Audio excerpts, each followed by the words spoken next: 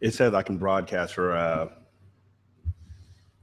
it says I can broadcast for 8 hours. I don't imagine that I'm going to need all 8 hours to get my point across, but I can.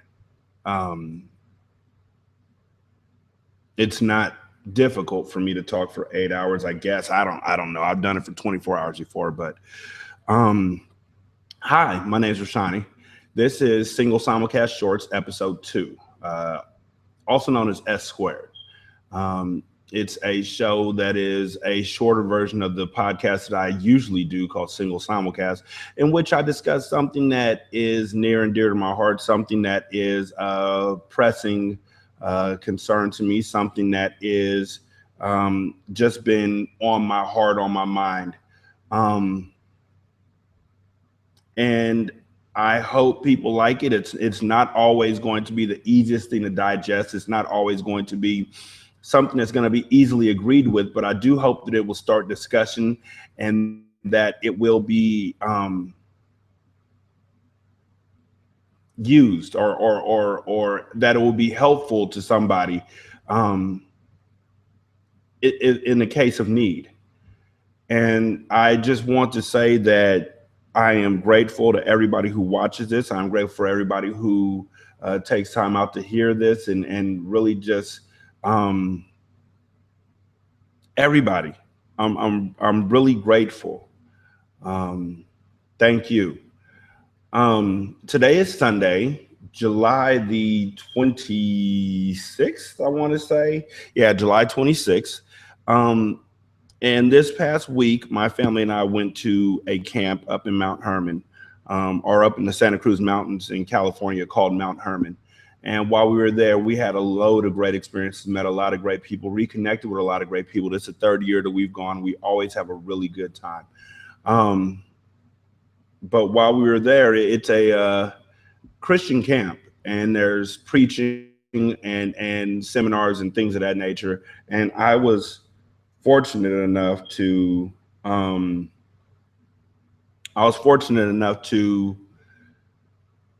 hear some really dynamic speakers. Um, and one thing that happened was I was fortunate enough to uh, listen and meet a gentleman by the name of Albert Tate, who's a preacher in Southern California. And as he was delivering the word to the audience, as he was preaching to us, I was struck by the um profound for me understanding that I can do that. And I have often said that I can do something. Like if I go to a rib cook off and the ribs are good, you know, I'm thinking I can do that. You know what I'm saying? If I go to a party and the house is jumping or something, I'm thinking I can do that. You know what I'm saying? Um, I just feel really confident that I am able to do what others are able to do, and it's likely very overconfident, because there have been times that I had tried to do something that I've seen someone else do and I felt miserably. But in this regard, I was struck by the understanding that I'm a podcaster. I'm a podcaster. I've been podcasting for like, my son is going on 8 in like a couple days. So I've been podcasting for at least 7 years. And the podcasts that I've been doing have been funny. Some have been poignant and insightful. We talked about racism. We talked about a couple different things. But I've never really known what audience I was supposed to be reaching. You know, I never really knew who I was supposed to be reaching out to or who I was supposed to be touching. And when I heard Albert Tate speak, I was like, you know what? He sounds like the podcasters that I listen to. He sounds like me. The way that he wraps stories together to bring it back to the Lord and back to the Christian walk and a Christian standpoint is beautiful. And it's something that I can do. And I'm not saying that with any type of hyperbole. I'm not trying to sound like, you know, I'm trying to be arrogant or anything like that. I don't know if I can be as good as, I know I can't be as good as a pastor at this point in time. I don't know the gospel front to back. I don't know every Bible verse by heart. I don't always walk the way that I'm supposed to walk. I'm not perfect, but you know what I do have? I have understandings, and I have a desire to reach people. And I never knew why. I was always like, I'm not doing this for money. I'm not doing this for this, that, or whatever. What am I doing this for? Maybe this is it. So we're going to see how this works out. And I really want y'all to let me know what y'all think about it. Leave comments. Hit me up on Facebook. My Facebook is facebook.com/singlesimulcast. Hit me up on Twitter. Rashani is the Twitter name. And we're just going to really see how this goes. Today I was sitting at church with my wife, my beloved wife. I mean, she's above reproach. She's beyond compare. She's glorious. And we were sitting at church, and they had just finished doing the worship session before the sermon was the beginning. For those of y'all who don't know, the worship session at church is where they sing a lot. Like a lot. And if you don't want to stand up, you better tell them beforehand that you're a cripple, because you're going to be up in the seats. You're going to be standing and clapping whether you want to or not. There's no real kneeling at a Christian Baptist non-denominational church like I go to there, but there's a lot of standing and a lot of clapping. So you'll want to be aware of both. So we were standing and clapping, and we had just finished, and they did what we do in Black churches, non-denominational churches, I guess. I go to a church called Bayside. Bayside is South Sacramento. For those of y'all who are in the area, you should really check it out. It's a really good church. But one thing that they do that I know other churches do as well is they at one point say, turn and greet 2 to 3 people around you, give them a hug, tell them God bless you or whatever. Really just get to know your brothers and sisters at the church. I can't say in Christ because, you know, not all of them have given their hearts or their lives to Christ yet. So just the brothers and sisters at church. And so I was shaking hands. I shook hands with the people behind me, and I shook hands with the people in front of me. And I turned to my wife and I gave her a hug, because I always do. That's always the last thing I do is I hug up on my wife. You know, hey, baby. So I'm giving her a hug, and we're shaking hands, and she is rubbing her finger along my hand, and she noticed this. Now, I'm going to try and make this so it doesn't look like it's a middle finger. This right here is my finger, my middle, well, not my middle finger, my ring finger. And if you look at this ring finger, you'll see that this ring finger is a little bit different. This ring finger, I'm trying to get it in the camera as clearly as possible. This ring finger has a lot of scar tissue on it. And my wife, who I've been married to for going on 9 years now, had never noticed it before because, you know, it just looks like a finger. So she was looking at it and she noticed it and she was like, your finger looks funny. And I was like, yeah, I heard it a long time ago. And she was like, when? And I was like, when I was like 7. She was like, well, what happened to it? I said it got shattered. What happened was that I was playing with my brother and my friend Eddie. I remember this kind of vividly, sort of, when I was like 7 or 8. And this all has a point. When I was like 7 or 8, I was playing with the croquet mallet with my brother and my friend Eddie, and we were hitting a rock in my grandmother's backyard. And what we were doing was we were playing something, maybe like just break the rock. We were 7 and 8 and we were trying to break the rock, and then when we got bored with that rock, we would move that rock and put another rock down. And so I had gotten bored with hitting this large rock. It wasn't going to break, so I was moving that one out the way to get another one, and I had reached to grab the rock. And as I reached to grab the rock, Eddie brought his croquet mallet down full force, and his croquet mallet hit my ring finger and shattered it. Like, I went to the hospital. I remember that, and I got stitches, and I remember that, and I had to wear this brace, and I remember that. But I don't I had to turn and ask my mom, who was there with me, Mom, did I break my finger when I was 7? Like, I know that this happened, but did I break my finger, or did it just really hurt? And she was like, I remember the stitches and I remember the cap, but I don't know if you broke it. And I'm 35. When I was 7 years old or 6 years old or 8 years old or somewhere in that area, something happened to me that left this. For the rest of my life, something left this. And I, at this point in my life, can remember little bits and pieces of what happened to cause this scar. But I can't remember what actually happened. I can't remember what was said or the situation, if the sun was out or if it was gray skies or whatever. I can only see these scars. And that made me start thinking about my life and maybe your life too, and how things are going in your world where somebody has hurt you a long time ago. Something has happened to you a long time ago, and you were just like, what? That has hurt me to the quick. That has cut me to the core. That has just broken me. I can never forget that. I can never forgive that. And as time went on, you never forgave that person for that situation. I won't even speak about you. I'll speak on me. There are situations that have happened in my life where I've just been so hurt by something that I was just like, I wrote that person off forever.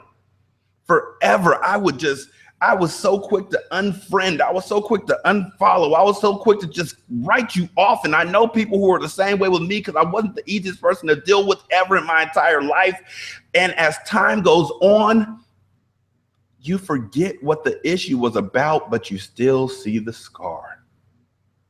You know what I'm saying? It's like you don't really remember what the whole situation, what the argument was about, what the falling out was for, but you see the scar and it still hurts. Even if it doesn't, I'm still rubbing this little bit, this piece of my finger right here.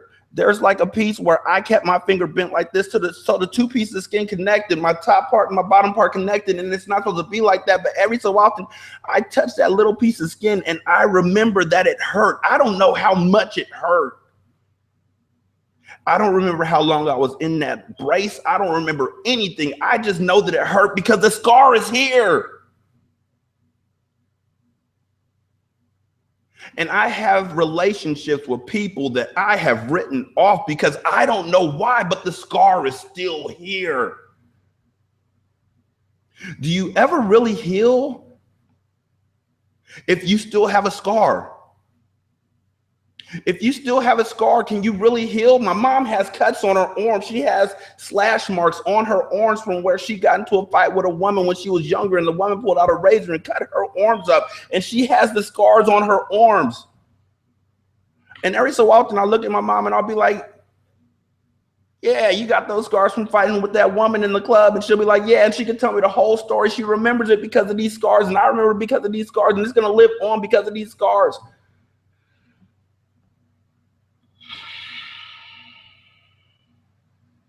And I want to let go of so many ills and so many issues and so much pain, but the scars are still there to remind me. And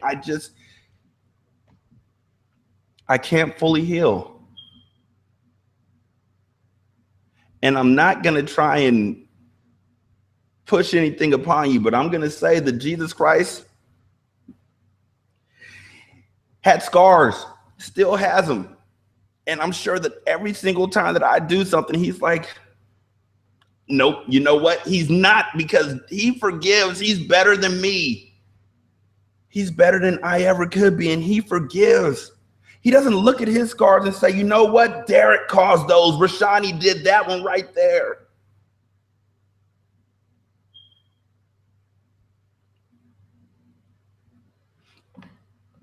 Forgive and forget. Those are supposed to be synonymous. You're supposed to forgive and you're supposed to forget, but I know that I'm not the only person in the world, and maybe I am, and if I am, then I'm working on it, but I know that I can do one or the other. One makes the other easier, but one can always happen without the other one happening. If I forgive you, I can forget. But as you can see, just because I forget doesn't mean I forgive.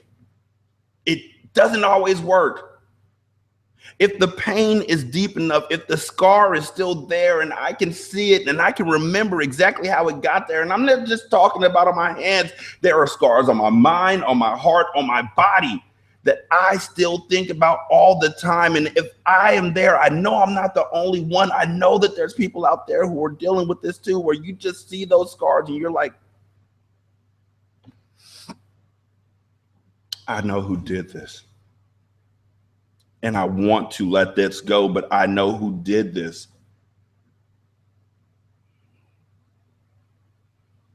My scars aren't deep. Let's be honest. My scars are not in any way, shape, or form deep. This one is the deepest one I got, and I got it when I was 7. There's no surgery scars. There's no nothing. There's no lacerations. There's no beatings. There's no nothing. These scars that I got after this are chickenpox scars. But the emotional scars that I have, those are the ones. How do you make them heal? What do you do? Seriously. Blue, I see you're there. Blue, you're my boy. If you can hear me, come on in. I mean, if you can talk, I don't know if I'll be able to hear you. Yeah. I'm here. What's up, player? I see you talking. Let me see if I can work that out. But yeah, man, I just want to know what do you do in these sort of situations? Yo, can you hear me? No. You ain't got me? Ladies and gentlemen, give me just one moment while I get Blue set up. I'm trying to talk. No? Check. No, you should be able to be heard. I don't Yeah, I don't know. It's a little strange, man. It's a little strange. See if I got you muted. No, I think you do. I think it's on my end. No, now I have you muted. But yeah, I'm sorry. I just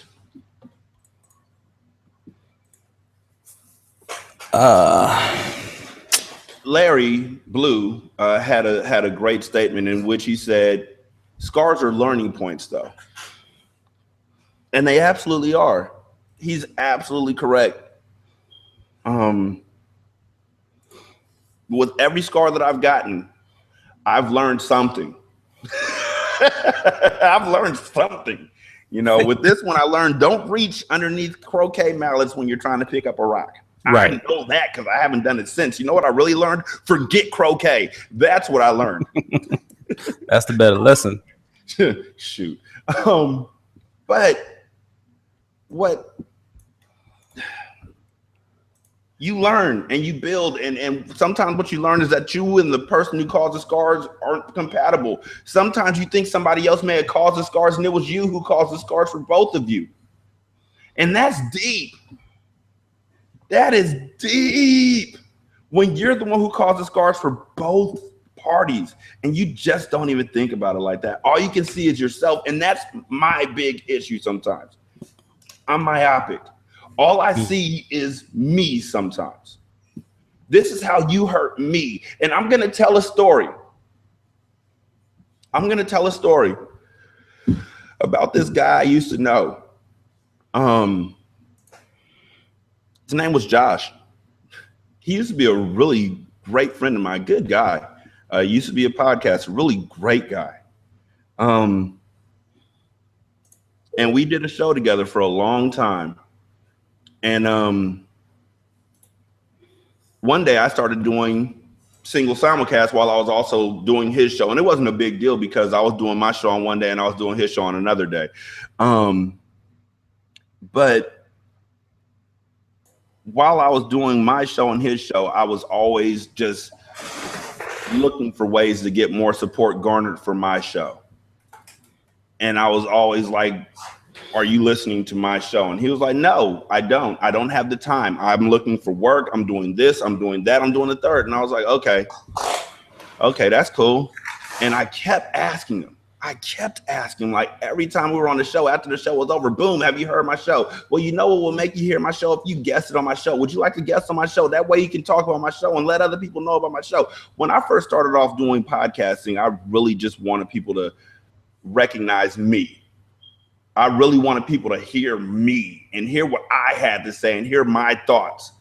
And so I was going to push myself upon anybody, including my friends. And I did not think about that as being forceful. I thought of it as advertising.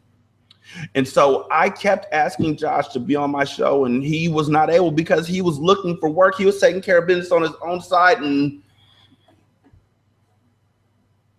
I would lie and say that that's what caused the scar. But what caused the scar was that I started to resent the fact that he wouldn't be on my show, and that he wouldn't listen to my show, and that he wouldn't support me the way I supported him, because I thought we were friends. And I really equated my friendship with him with whether or not he was able to be on my show. Let's just keep it 100. Let's just keep it real. My selfishness put it in my mind that if he was a real friend, he'd be on my show, he'd listen to my show, he'd share my show, no questions asked. And so one day, I had written a thing called the Podcasters Manifesto, where I had finally gotten fed up with support or lack of support in my mind. And so I wrote a article, and people responded to that quickly. And he was one of them. And instead of seeing the wiseness of any of the words that he was saying, because he's a good dude, instead of seeing the wiseness in any of the stuff he was saying, I saw the fact that he wouldn't support me in this, but he was there to get me on this. And how dare you? And we stopped. I really haven't spoken to the guy in like 2-3 years. And he was a really good dude. And I am so sorry. If he ever gets a chance to see this, Josh, I am simply sorry. But the scars that I thought you had caused me were actually caused by myself, and I didn't want to see that. I didn't want to see the growth. Instead, I just wanted to see that scar and how it kept getting deeper and deeper. And sometimes I feel like we might be addicted to the pain, which is why we keep reopening old wounds so that they can't heal. That's what bringing up old stuff is, right? When you get past the situation and yet you want to bring it back up because you don't feel like you got the right type of resolution on it the first time around, and everybody else is like, why are we back on this?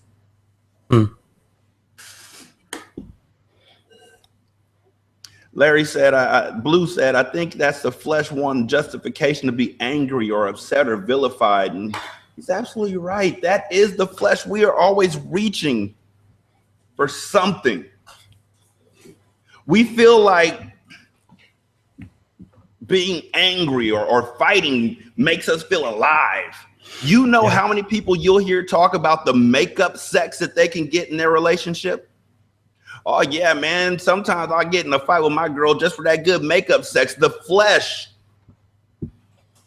thinks that this leads to something good. That these arguments, that these issues, that these scars are going to build upon each other and make something good. I have yet to see one positive thing come from a scar, except for my homeboy Scarfinger. What's going on, homie? What's going on, Ace? That's my man. That's my dog. What's up? But no, I got you boosted all the way up, Larry. I just really don't know what's going on. Man, that sucks, man. I'm sorry. But I got to start learning how to forgive. And that's a really hard thing to do, because I was standing up. Well, no, I was sitting down. Let's be honest. I was sitting down at Mount Hermon while Albert Tate was preaching. And he was talking about how sometimes in our lives, we need to turn ourselves down so then Jesus, God, can be turned up and we can hear him more thoroughly. We can see his blessings more thoroughly. And he was talking about how I want to say Gideon was leading an army to fight a war, and God kept whittling down the numbers of Gideon's army until there were only like 300 people left. He started off with like 30,000 people against 15,000, and it got whittled down to 300 people with no weapons. Just a jar, a torch, and one more thing. Like I said, I'm still walking. I'm still learning. And Albert said that the reason why God did that was so then if Gideon had gone out there with 30,000 people and had conquered this army of 15,000, he would have been like, nah, it wasn't God. It was me and my 30,000 that did it, because we just beat up 15,000 people. So he whittled it down to 300 with no weapons and still got the victory. So then at that point in time, Gideon's power was turned down.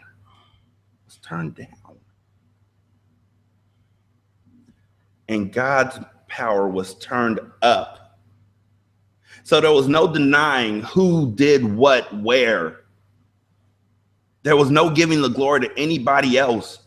And what Albert said in the midst of that was that we need to learn to turn ourselves down so then we can turn up God and we can hear him more clearly. And he was like, sometimes turning something down means letting go of something. What do you need to let go of? And he was like, you know what? I want people to stand up and say what they need to let go of. And in my mind, 3 things immediately came to my mind. Boom. Number 1, self-doubt. Full of it. I'm full of self-doubt. I'm constantly wondering if I am good enough, if I am worthy, if I am a good father. It's just in me. It is in me deeply. Number 2, hate. Oh my goodness. I fight so hard. And I always say that it's for others. I always say I'm standing up for others, but I just hate so much out there, and it's just inside of me. Number 3 is anger. Those 3 things. And so I was ready to let them all go. And I was standing up, and something inside of me said, dude, you don't really want to stand up. And I was like, yes, I do. I want to stand up. I want to say these things. They're on my heart. They're on my spirit. Well, and the inside of me said, you know what? Even if you want to stand up, he said the people in the back and you're in the middle. So I was like, you're right. I'm in the middle. And so I stayed seated. And so the people in the back were standing up and raising their hands and saying all this stuff, people's expectations and everything. And then it got to the middle and I was ready to stand up, and voice in my head was like, you don't really want to stand up. And I was like, I do want to stand up. And you don't really want to stand up, dog. I mean, let's be honest. Let's be real here. Let's be really real here, dog. Your self-doubt and your hate is what really fuels your show.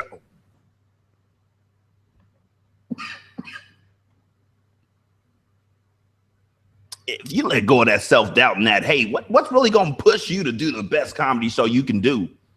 Like, really? What else you got? You can't sing. Can't do the hippity hop. What you gonna do? And so I sat back down. And I stayed down. And then after the service was over, I realized that I had missed my opportunity to perhaps bless somebody else with what I needed to let go of, because maybe they need to let go of it too.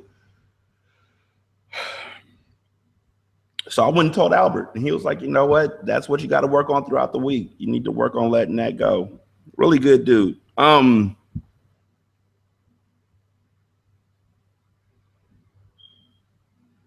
You know what, Larry? Larry said it's good to hate what God hates, but we must know where his hate originates from. As soon as you figure that out, I know you know. Let me know. Hit me up. I'm nowhere near perfect. Let me see. What else? So scars, healing, forgiving. Dude, you know what? I hate podcasting so much sometimes.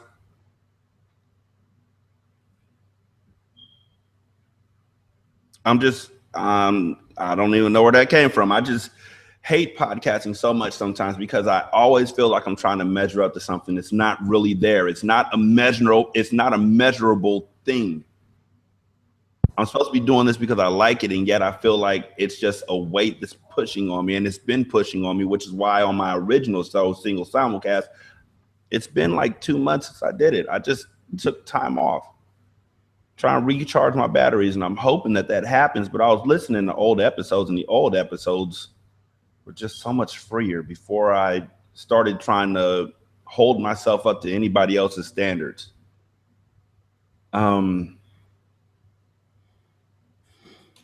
I had show notes. Let me see. So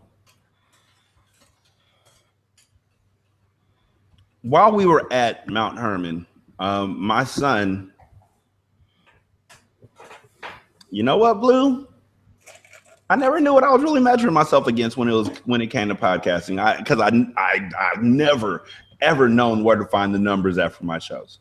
Ever. I don't know if I'm hitting 100 people or if I'm hitting 1 million. I don't. The numbers on Stitcher were always so wonky that they just seemed senseless to me, so I never even looked at those. The numbers on Blueberry didn't work for me. Like, none of the numbers that I saw really worked for me, and the numbers that I did see were for my website, which didn't really bother me because people didn't have to come to my website in order to listen to my show. They can go to iTunes and things of that nature. But I just always felt like this urgency, you know. I always felt like this need to be liked. I've always felt this need to be liked. I read this book when I was really young. Like, It's called Angel in My Locker. It was this daily devotional for preteens, I guess. And at one point in the devotional, the angel turns to the kid who he's watching over and says, you know, you must live to serve others. The way that it goes is that God is first, others are second, you are third. And I really just took that. I always took that in, and I never knew why, but I've always since then had a desire to serve and to be liked. Two things. And I don't know by whom. It doesn't even matter by whom. Just somebody other than my family, somebody who's able to just reach out and say, you know what, dude, you're all right with me. And the more that I think about that, the more I hate myself for wanting to be that, which brings up that hate that I was talking about before.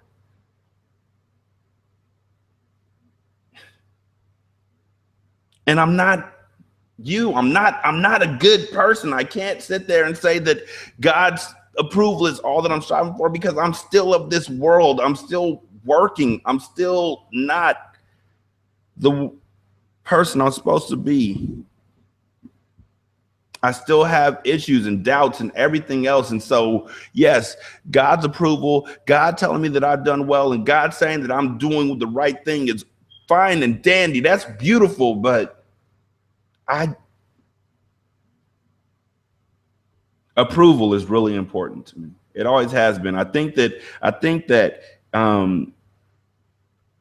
I've been chasing after approval ever since I was about 9, when my dad basically let me know in no uncertain terms that he didn't approve of me. So ever since then, I've just been looking for it, chasing after it, fighting for it, arguing for it, building relationships and brotherhoods and sisterhoods that just fall apart, and just wondering who's going to be the next one to let go. And it's a horrible life to live. And I'm envious of those who are able to live life without looking for approval from anyone else. For those, I applaud you. I'm not that person. I'm not that strong, I guess. Let me just lay it all out there for you. I'm not that strong. I'm not that able. I'm funny. I'm a good father. I'm a good coach. I'm a great husband, I guess, but I'm not that strong. And so I'm pursuing these relationships constantly. And when I receive backlash, there's another scar. A couple years ago, podcasters were talking about me. I heard it from a third party. That's another scar. You know, I was heartbroken. I thought these guys were my friends. On social media, I thought these guys were my friends. And so it was heartbreaking. It's another scar. It obviously didn't heal correctly. It didn't heal properly. It's still there.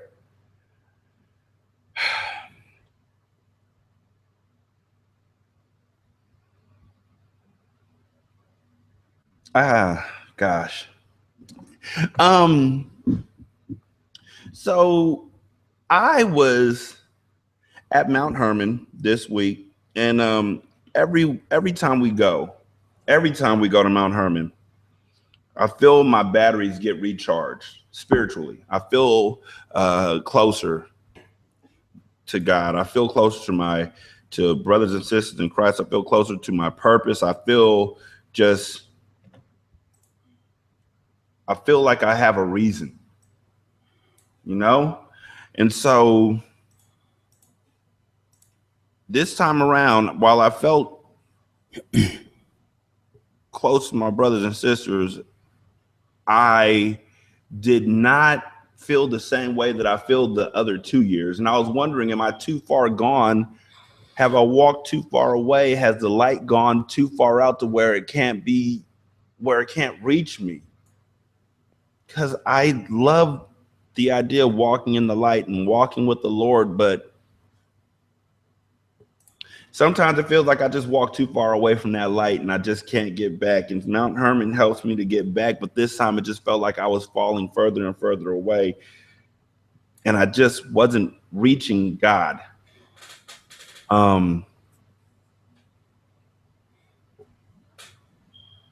And then we were at the swimming pool at Mount Hermon because there's a swimming pool. Mm-hmm. And to lay out Mount Hermon for you, there's a swimming pool, but you got to walk like half a mile to get there. Like you got to walk downstairs and down a mountain and all that because it's called Mount Hermon. You got to walk down the mountainside, and it's a really beautiful walk and all that. And it's a long walk. And then you get to the pool, and at the pool, there's lifeguards and everything. And all the way up the top of the hill, back there, up the top of the hill is the health center and the conference center and the cafeteria and all that kind of stuff. So you got to walk in order to get to your destination. That's important. We walked down to the swimming pool because they were doing what's called Dad's Big Splash, which is where all the fathers in Mount Hermon, or all the fathers who signed up in Mount Hermon for the Dad's Big Splash, get together and try and make the biggest splash into the pool. It's not rocket science. So I had signed up, and a couple of my friends had signed up, and a lot of other fathers had signed up. Enough fathers signed up that I came in second to last.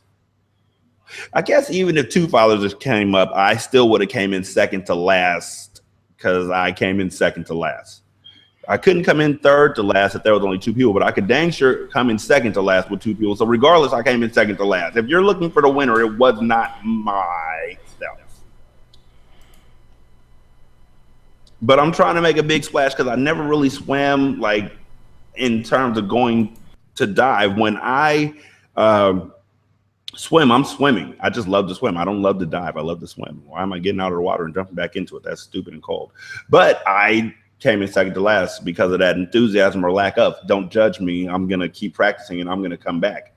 But while we're at the pool, my son Kenny is there. And my son Kenny is pretty awesome. He's 13. He's pretty awesome. He, along with his siblings, are the reasons why I know that I'm doing all right. Even when I don't think I'm doing okay, they're the reason why I know I'm doing all right, because they're okay. They're more than okay. They're glorious. They're awesome kids, all of them. And he's at the pool swimming while I'm doing the Dad's Big Splash because really he knows I ain't going. And so while he's at the pool, he Kenny has allergies. He's allergic to nuts and sunflower seeds and seeds and nuts.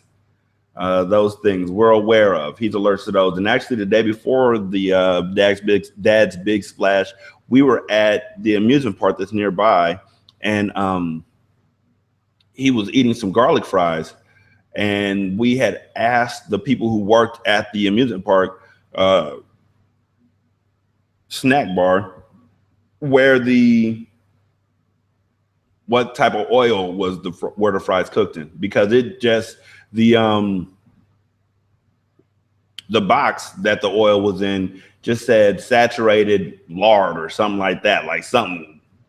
And so we asked one person and they were like, I don't know. So they asked another person, they were like, I don't know. And then they asked the manager, Daniel, and Daniel was like, soybeans. And so at that point in time, I didn't see soybean anywhere on the box. I should have thought about it and just dipped out, but we were hungry and the younger kids wanted the food that was at this location. So we were like, okay, whatever. So Kenny sits down to eat and he immediately just breaks out. And so we are walking down the path at the amusement park and he's scratching his tongue and we're like, you're breaking out to something. He's like, yeah, it's from the fish and chips that I ate, you know? And so the fries that he ate. And so he's starting to itch and he's saying that he's breaking out and he can't. And so we don't have any allergy pills with us because we're not expecting this to happen at Santa Cruz. It's never happened before. So we walked into the miniature golf place we were going to, and the person in there directed us to the first aid center, which thank goodness. No, he was the person who worked there was like, go to Walgreens down the street. Our friend who was there was like, nah, skip that. We saw a first aid center down the block, back towards the Giant Dipper. Walk back there and there'll be a first aid center. We went in there and fortunately, God, thank you, there was a physician in there who was willing to give Kenny two Benadryl, which he took and was then fine. But the next day was a Dad's Big Splash, and we were there, and I was losing, second to losing. That's important. And after my second splash, which, by the way, was judged by a jury of not my peers, because they gave me one person gave me a 2, one person gave me a 3, and the other person gave me a 3. This is out of 5. So instead of getting 15s, I got like 7 or 8. At which point I knew it was time for me to go. So I was getting up and walking out of the pool, and Kenny runs over to me and he says, I got stung by a bee. And I was like, and Kenny was like, I got stung by 2 bees, actually. And I was like, whoa, that is pretty awesome. What's the chances of that happening to you? You getting stung by 2 bees at the pool. Like, that's astronomical chances. And they stung like back to back in the same spot, like right here underneath the arm, right here where this white thing is almost. One was here, the other one was right here, back to back, just boom. Like he came up from underneath the water and they were like, got him. And they just dove in on him and stung him up, boom. And so I'm laughing, like not laughing loudly. I mean, I helped him scrape the stinger out and everything. And he was talking and everything was fine. And then he was like, I was like, on a scale of 1 to 10, how does it hurt? How much does it hurt? Is it a 1? I was expecting to say it was like a 2. He was like, it's like a 5. And then he was telling me what had happened. And it turned out that inside of one of the bees, when they pulled away, left their venom sac behind. And Kenny, in trying to scrape off the stinger, had actually squeezed that to try and pull it out. So he had squeezed the whole thing of venom into his arm, which wasn't good. But still, he had gotten stung by 2 bees and I had lost. So we were getting ready to leave and we were laughing and everything. And he was like, you know what? I don't feel too well. And so we went to, we were walking out and the nurse had actually came over while we were talking. And again, this nurse usually works up at the top of the mountain in the health center. And she was like, oh, he got stung. Well, let me give you these 2 Benadryl. And he took the Benadryl and he was like, thank you. And he left out. And then another woman came over and was talking to my wife, Nisha, about it. And she was like, my husband is allergic to bees. We didn't even know that until now, or until like a year ago. But since he's in the Dad's Big Splash, he came in first place. But since he's in the Dad's Big Splash, we always carry stuff with us. Here's some sting. No, the first nurse gave him some stuff to stop the pain of the sting. The second woman, who was the nurse who was just visiting, from out of town, she was just at the conference. She just happened to have 2 Benadryl that she was able to give Kenny. So we say thank you, and he and I are going to walk back up because I know that the Benadryl are going to make him tired, and he's going to lay down before we start eating dinner, which is going to be in about 45 minutes. And as we start walking out, he says, I can't. And I said, you can't what? And he grabs my arm, and he's like, I can't make it. And he collapses.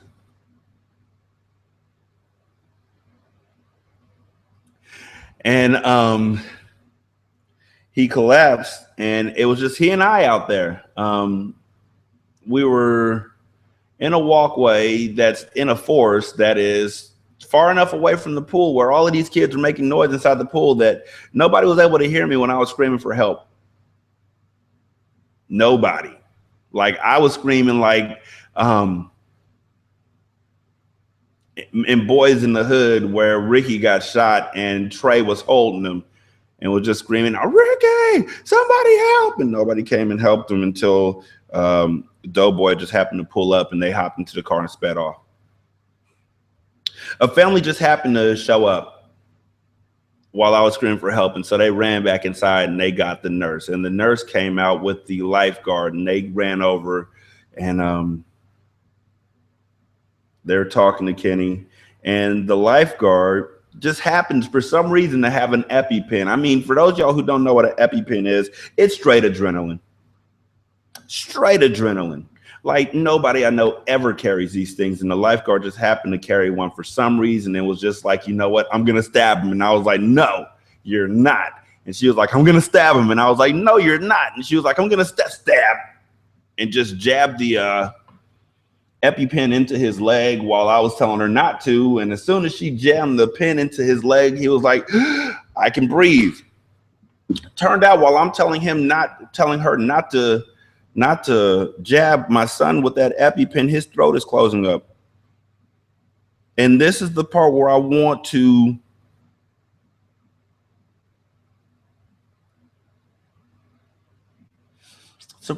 tell you how God blesses people.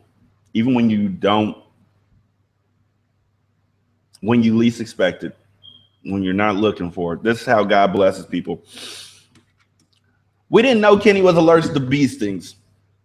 Like I said, we knew he was allergic to peanuts and seeds. And so we didn't have anything with us. We didn't have any Benadryl. We didn't have any EpiPens. We didn't have anything. And Kenny got stung not once, but twice on the arm in the same place. He squeezed the venom into his arm when he was trying to get one of the stingers out.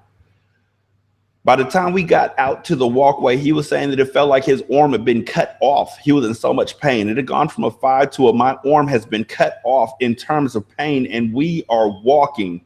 And we don't know that our son is losing a battle against this bee sting because of allergies that were before then unknown. And every time I went into the health center that was up at the top of the hill where the conference center and the cafeteria were, there was this nurse. Like, every single time. It was like walking into a video game, into a store in a video game. You can always expect that same person to be in the store asking you what you need to purchase. That nurse was always there, always. And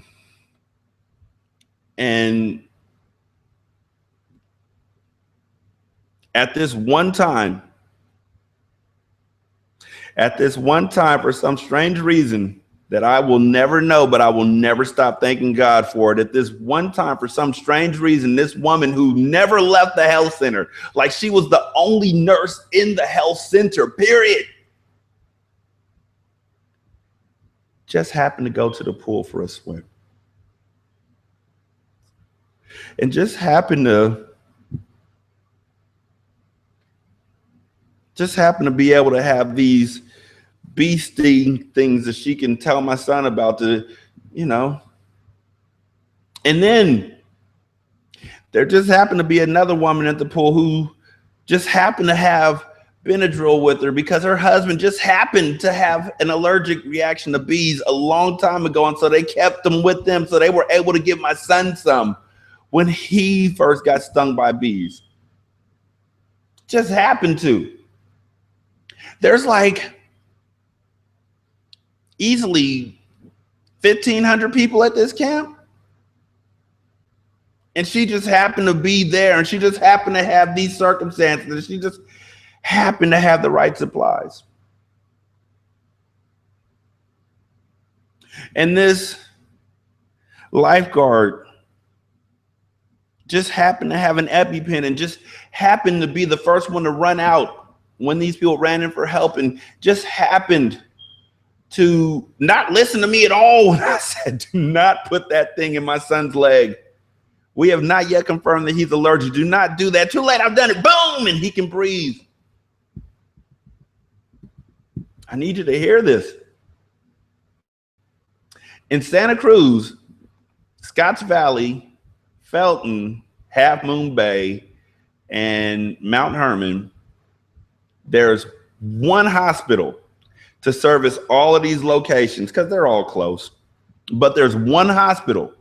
For that one hospital, there are 6, count them, 6 ambulances floating around at any one time. At any moment, there are 6 of them. If they're all in use, you got to wait. We were able to get an ambulance to us in 5 minutes.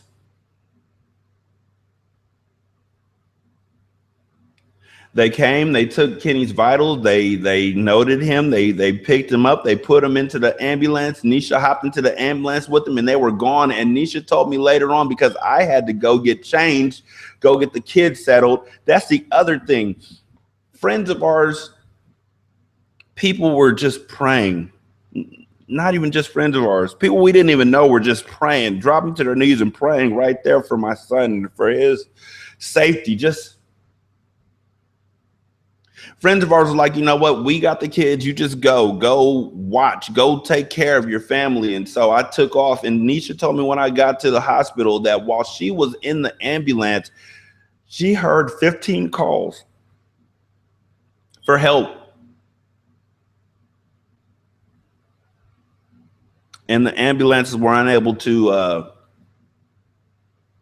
the ambulance were already en route to other places. We already had people with them, so they were on standby.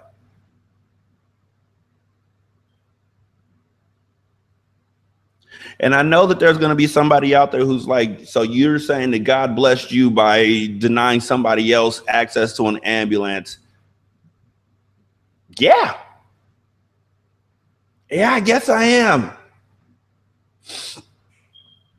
What I know is that the ambulance was able to get my son there, where they were able to give him steroids and were able to get him to a spot where he was able to come back safely 4 to 5 hours later, but still was able to come back to the camp safely and is now comfortable.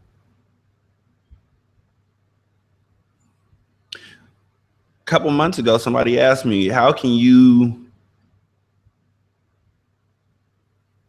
be thankful for a God that you said blesses you by taking away from others?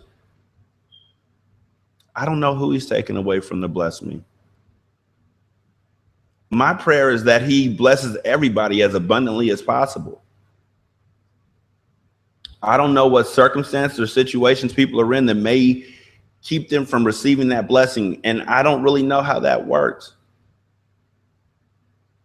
But I know that my son is safe because God blessed him. And my son my son knows that he's safe because God blessed him. And you can't ever take that from him. The growth that happened for my son this week, you can't take that from him.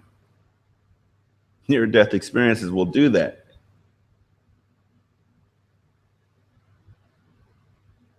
The Lord God was watching over us in a way that I hope he watches over everyone. And the last thing I'm going to say, and I promise, you're listening to me and I'm like, I promise, this is the last thing. See, self-doubt. I was at church today and because it's Sunday, and listening to the worship team. And after the offering was done, the worship team came back up to sing one more song. And I heard everybody has, well, I don't know about everybody, but I have trigger songs that will make me just break into tears. I know that. 911 used to be one of them. I haven't listened to it in a long time because, again, it was a trigger song. And I'm not talking about the Wyclef Jean 911. I'm talking about the T.D. Jakes, Kirk Franklin 911. I know why, I just can't really explain it. But this song came on, and I've just felt that there's somebody who needs to hear this song. So let's do this.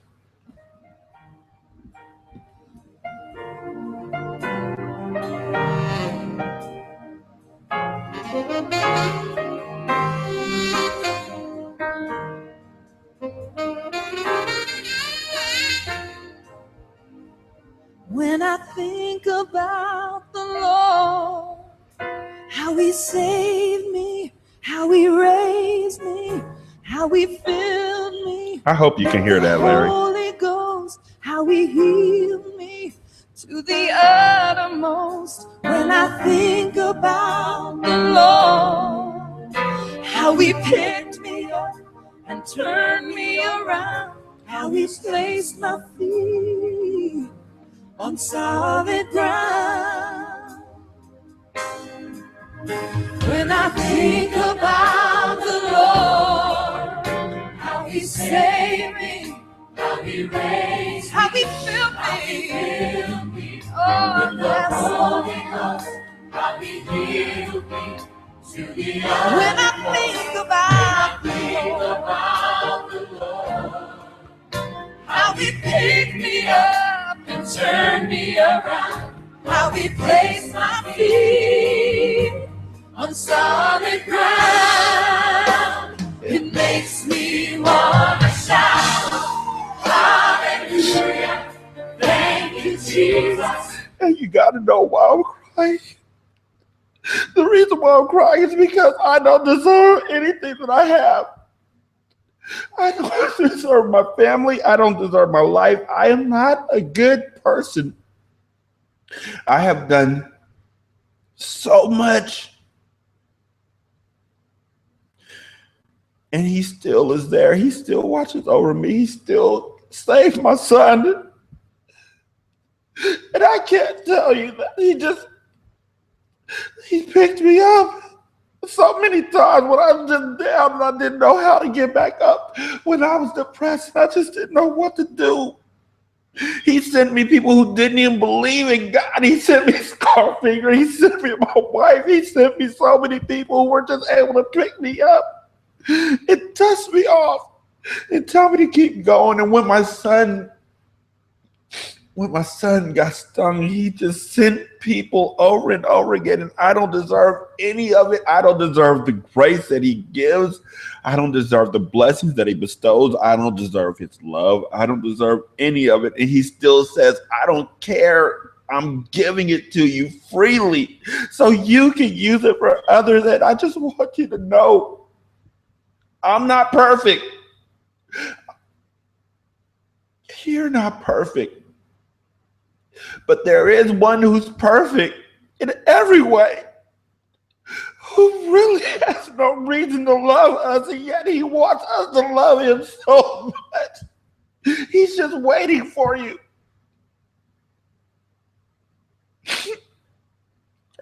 He's just waiting for you.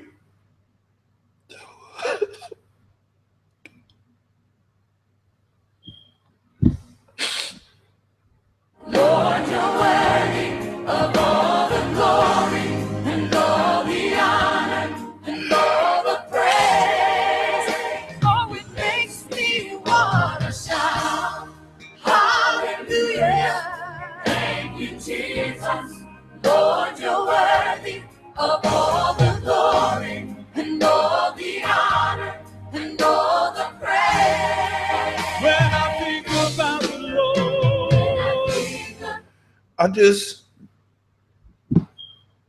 When I was 18, one of my friends, Andres, died in a car accident on Christmas Eve.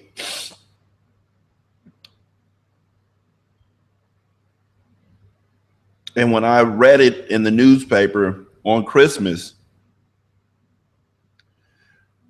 that scar took a long time to heal. I blamed God. Oh, I blamed God. And I really, really just believed that if he was a loving God, my friend would be there with me still. Again, selfish. And I stopped talking to God. I stopped talking to him for about 2 years, 3 years. And so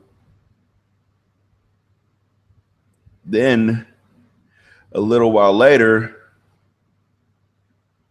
I finally broke down and started just having issues, mental issues and everything.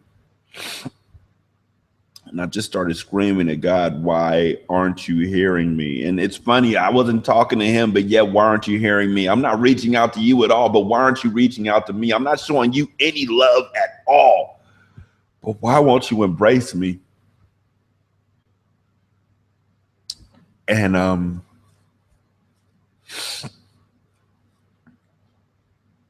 a breeze went through the house.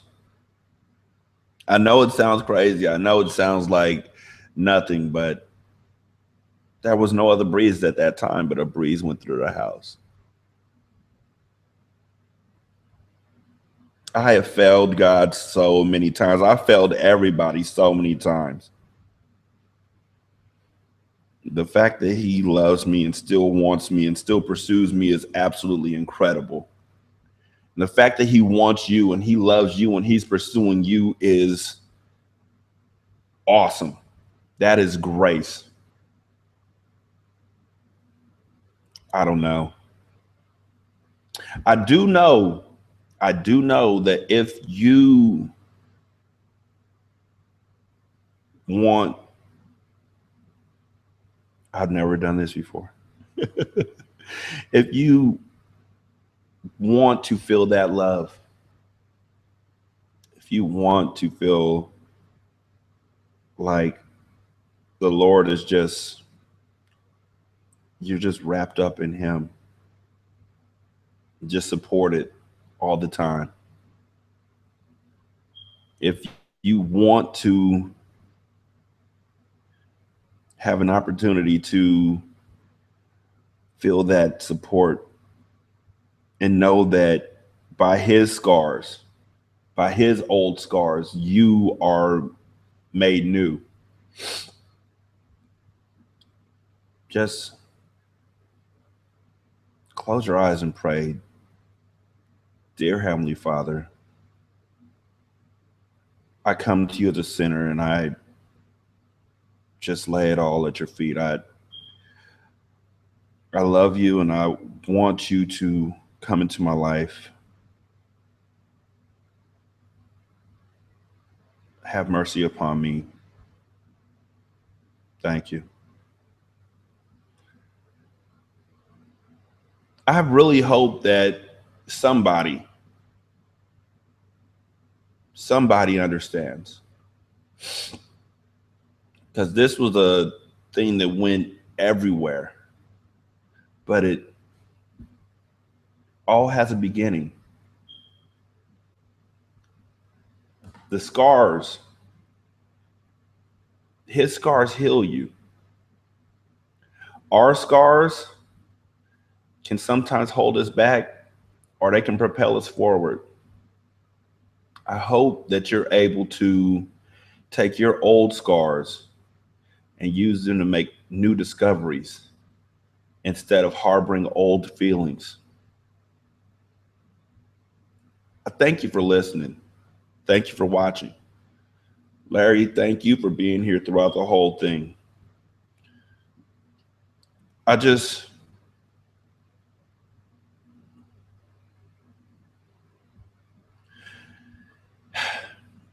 May the Lord bless all of you. I'm Rashani.